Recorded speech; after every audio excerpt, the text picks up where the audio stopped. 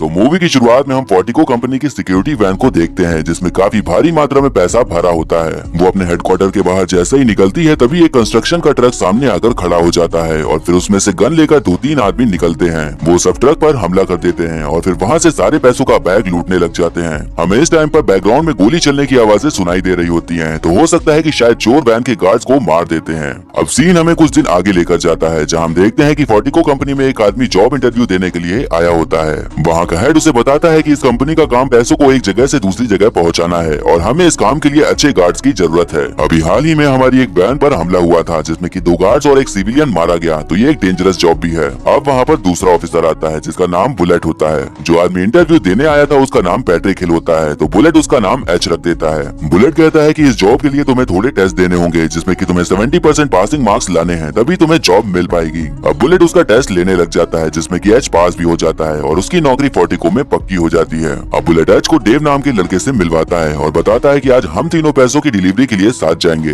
अब वो तीनों वैन लेकर अपनी ड्यूटी पर निकल जाते हैं। डेव बताता है कि जिस दिन वैन पर हमला हुआ था उस दिन वैन चलाने की ड्यूटी मेरी थी, लेकिन उस दिन मेरी तबीयत ठीक नहीं थी, तो उसी वजह से मैं आज जिंदा हूँ। अब इसके बाद वो लोग एक होटल में पहुँच जाते हैं और वहाँ से पैसों का बैग लेकर वापस हेडक्वार्टर आ जाते हैं और उनके पूरे दिन की ड्यूटी खत्म हो जाती है। जब सभी लोग जाने लगते हैं तब बुलेट एच को बाहर में चलने के लिए इनवाइट करता है और कहता है कि तुम्हें चलना ही पड़ेगा क्योंकि यही नियम है। अब एच वहाँ से निकलने से पहले अपना आईडी कार्ड वहाँ रखने लगता है, तो देखता है कि वहाँ सभी के आईडी कार्ड रखे हुए थे। वो उन सभी आईडी कार्ड्स को ऐसे देखता है जैसे वो किसी स्पेसिफिक इंसान का आईडी कार्ड देख रहा हो और फिर वो उसके बाद वहाँ से चला जाता है। अब हम बार का सीन देखते हैं जहाँ कंपनी के सभी लोग एंजॉय कर रहे होते हैं। वहाँ पर एक कंपनी का वर्कर काफी गुस्सा होता है क्योंकि उसकी जॉब की जगह पर ही एच को रखा गया था। वो अपनी भड़ास निकालने के लिए एच के पास जाता है, लेकिन एच कम शब्दों में ही उसकी बहुत ज्यादा बेइज्जती कर देता है। अब अगले दिन का हम सीन देखते हैं जहाँ वो तीनों फिर से कहीं पैसों की डिलीवरी करने के लिए जा रहे होते हैं। वो लोग एक जगह पर पहुँच जाते हैं और बुलेट पैसे देने गया होता है, लेकिन उसको आने में काफी ज्यादा टाइम लग रहा होता है। डेव वॉकी टॉकी पर उससे कांटेक्ट करने का ट्राई करता है पर कोई भी रिस्पांस नहीं मिल रहा होता।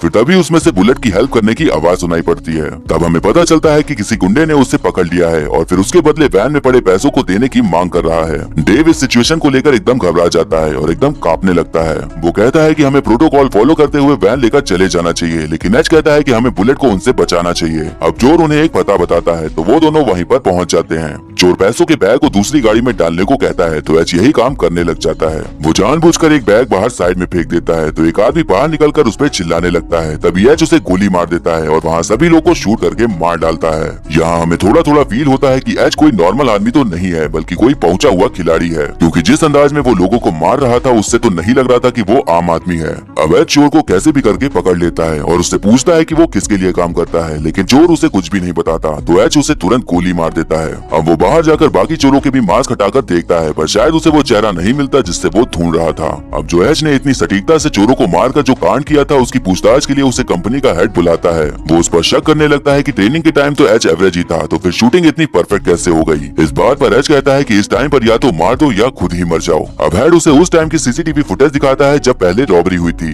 एच उस वीडियो को देख रहा होता है जिसमें कि एक आदमी गोलियां चला रहा था। हेड ऑफिसर उससे पूछता है कि क्या इस रॉबरी का कल की हुई रॉबरी से कोई कनेक्शन है क्या, तो एच सीधा मना कर देता है, लेकिन हमें उसके फेस से दिख रहा होता है कि वो कुछ तो छुपा रहा है। अब जब एच बाहर निकलता है तो उसे फोर्टिको का ओनर मिलता है और रॉबरी होने से बचाने के लिए उसे थैंक्स बोलता है। अब हमें यहाँ 2 आदमियों को दिखाया जाता है जो किसी एजेंट किंग नाम के आदमी से बात कर रहे होते हैं। वो एजेंट को बताते हैं कि जो अभी रॉबरी हुई है उसमें लोगों को मारने वाला पैट्रिक ही है और फोर्टिको कंपनी में वो काम कर रहा है। इसका मतलब वहाँ हमारे पैसे खतरे में हैं। इस बात पर एजेंट किंग कहता है कि उसे पैसों से कोई भी मतलब नहीं है। अब फिलहाल जो भी हो, जब तक वो नॉर्मल जॉब कर रहा है तब तक उसे वो काम करने दो। अब हम देखते हैं कि एच के पास एक लड़की आती है और उसे फोर्टिको में काम कर रहे मेंबर्स की जानकारी और किसी की ऑटोप्सी रिपोर्ट देती है। अब यहाँ हमें शक होने लग जाता है कि पैट्रिक जरूर किसी मकसद से फोर्टिको में ज्वाइन हुआ है और ऑटोप्सी फाइल किसकी है ये आपको आगे ही पता चल पाएगा। अब एच को वहाँ काम करते करते 3 महीने बीत जाते हैं और वैसे ही बुलेट और एच पैसों से भरी वैन को लेकर जा रहे होते हैं। तभी वहाँ पर फिर से कोई चोर डकैती करने के लिए आ जाते हैं। वो दुनिया भर की मशीन लगाकर दरवाजा खोलने लग जाते हैं। फिर बंदूक की नोक पर उन दोनों को वैन से बाहर आने को कहते हैं। एच मुंह पर कपड़ा लगाए वैन से बाहर निकलता है और वो जैसे ही अपने मुंह से कपड़ा हटाता है तभी सारे चोर उसे देखकर एकदम हैरान हो जाते हैं, जैसे कि उन्होंने कोई शैतान देख लिया हो। वो उसे देखकर सारे तुरंत वहाँ से रफू चक्कर हो जाते हैं। अब अथॉरिटी फिर से हैरान हो जाती है कि चोर बिना रॉबरी किए कैसे वापस जा सकते हैं।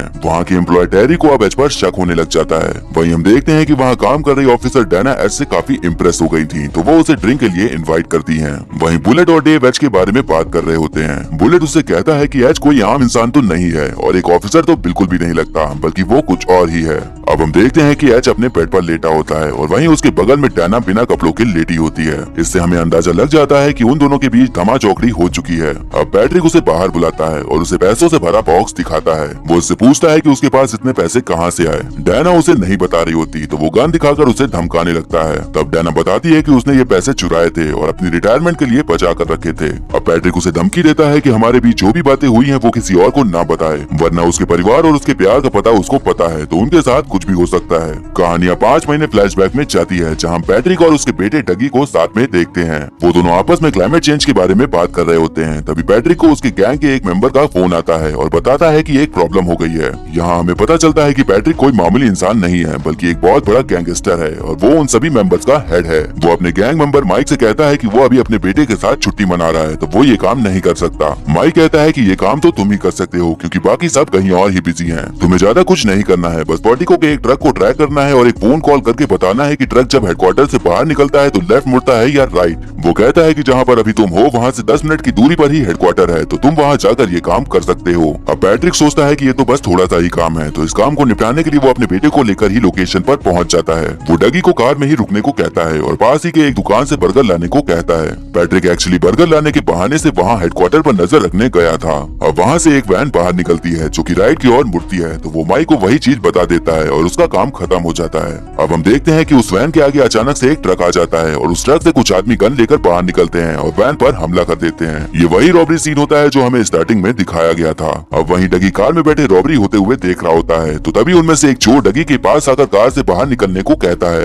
डगी अपने डैड को फोन लगा रहा होता है, पर पैट्रिक किसी और ही कॉल में बिजी होता है। अब डगी को कार से बाहर निकलना पड़ता है और फिर वो हाथ ऊपर करके बैठ जाता है। डगी देखता है कि वहाँ एक आदमी फोर्टिको की गार्ड्स को शूट कर देता है। अब पैट्रिक वहाँ पर बर्गर लेकर आ रहा होता है, पर जब वो देखता है कि डगी को लोग गन पॉइंट पर रखे हुए हैं तो वो उसकी तरफ भागने लगता है। तभी वहाँ एक आदमी डगी को गोली मार देता है और उसकी तुरंत ही मौत हो जाती है। पैट्रिक उसे बचाने के लिए तेजी से भागता है, लेकिन वो आदमी उसे भी शूट कर देता है। तब हमें यहाँ समझ आता है कि स्टार्टिंग में जो हमें रॉबरी के टाइम गोलियों की आवाज सुनाई दे रही थी, उसमें चोरों ने गार्ड्स और पैट्रिक के बेटे को मार डाला था। अब सीन फिर 3 हफ्ते बाद शिफ्ट होता है, जहाँ हम देखते हैं कि पैट्रिक हॉस्पिटल में एडमिट होता है। डॉक्टर उसे बताता है कि उसको 6 गोलियां लगी थी और उनको निकालने में उन्हें 3 ऑपरेशन करने पड़े और इतना खून बचाने के बाद भी वो जिंदा बच गया। अब पैट्रिक की वाइफ उससे डिवोर्स ले लेती है, क्योंकि उसे लगता है कि पैट्रिक की वजह से ही उसका बेटा मारा गया है। पैट्रिक उसके सामने तो अपना दुख जाहिर नहीं करता, लेकिन वो भी अपने बेटे को खो देने के गम में बहुत दुखी था और बदले की आग में चलने लगा था। अब हम पैट्रिक को एजेंट किंग के पास देखते हैं। किंग उसे बताता है कि उसे नहीं पता कि उसके बेटे को किसने मारा है, लेकिन वो उसे बड़े बड़े चोरों की जानकारी दे देता है और अपने हिसाब से ही चीजों को हैंडल करने को कह देता है। इसके बाद अब पैट्रिक अपने गैंग मेंबर के साथ मीटिंग रखता है।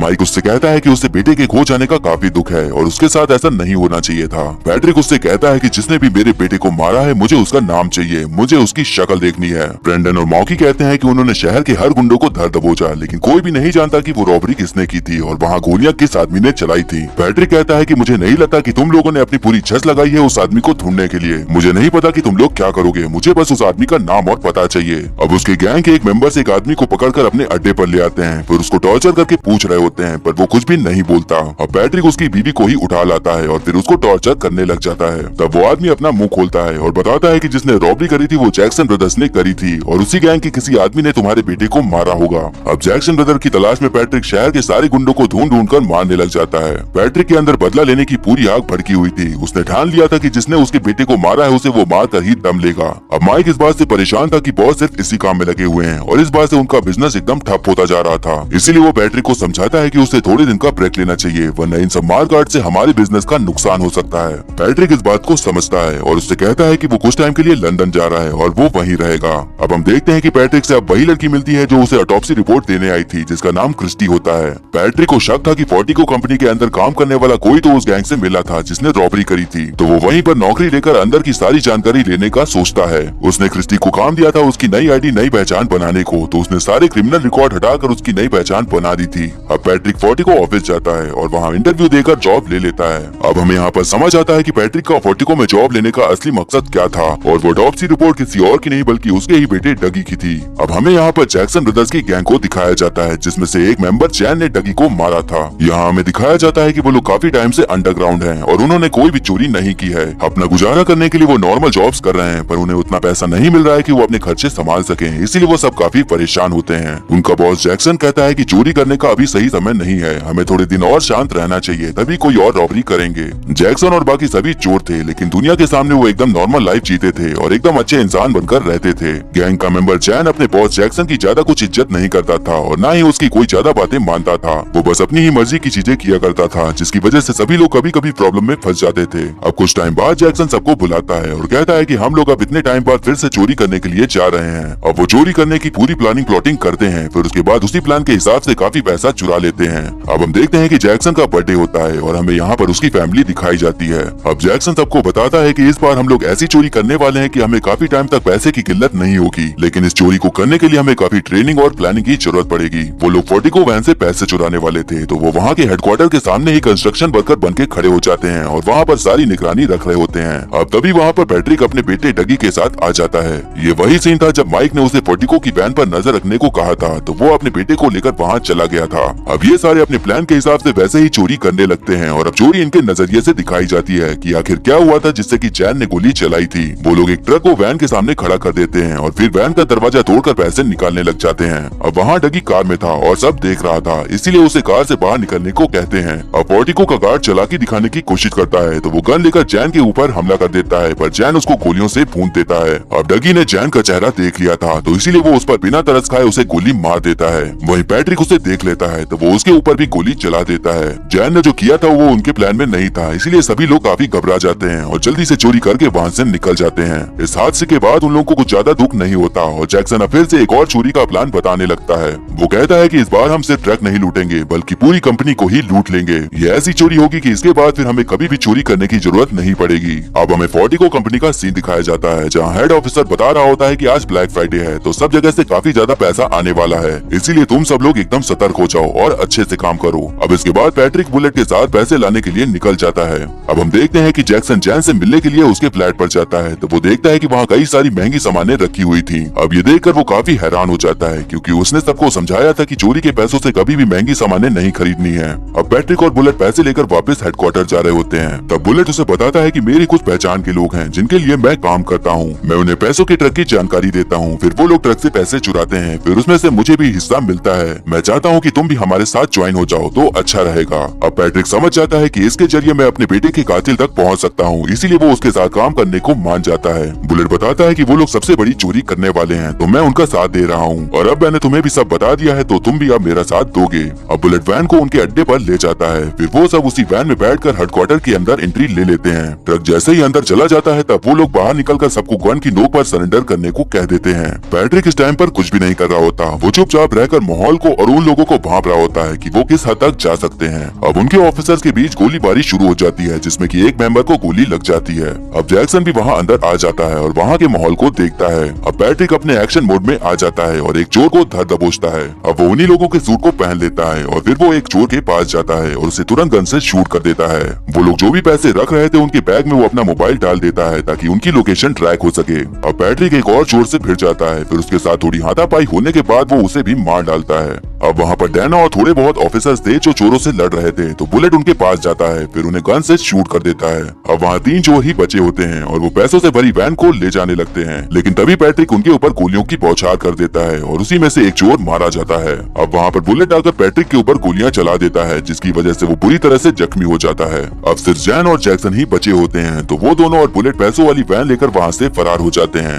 वो लोग एक जगह पर पहुँच जाते हैं और पैसों के बैग्स को दूसरी गाड़ी में ट्रांसफर करने लगते हैं। जैक्सन गोलीबारी में बुरी तरह से जख्मी हो गया था और जैन जानता था कि अब ये बोझ बनकर हमारे साथ रहेगा, इसीलिए वो बुलेट को बिना बताए ही चुपचाप से उसे मार डालता है। अब वहाँ से निकलकर बुलेट और जैन अब दूसरी कार में पैसे डालने लगते हैं। तब बुलेट के मन में लालच आ जाता है कि वो जैन को मारकर सारे पैसे हथिया लेगा, पर जैन उससे भी ज्यादा चालाक था। वो उसके मारने से पहले ही वो उसे मार देता है और सारे पैसे लेकर वहाँ से फुर हो जाता है। अब हम जैन को उसके फ्लैट पर देखते हैं, जो कि आराम से दारू पीकर एंजॉय कर रहा होता है। तभी उसे फोन की रिंग सुनाई पड़ती है। वो जब रिंग को सुनते हुए उसकी तरफ जाता है, तो उसे पता चलता है कि आवाज तो पैसे वाले बैग के अंदर से आ रही है। वो वही फोन था जो पैट्रिक ने बैग के अंदर डाला था ताकि उससे लोकेशन ट्रैक हो सके। तो अब पैट्रिक उसके यहाँ पर पहुँच जाता है। अब पैट्रिक उसे अपने बेटे की ऑटोप्सी रिपोर्ट पढ़ने को देता है और उसे उसी तरह गोलियां मारता है जैसे उसने उसके बेटे को मारा था और फिर आखिरकार उसका बदला पूरा हो जाता है और मूवी यहीं पर खत्म हो जाती है।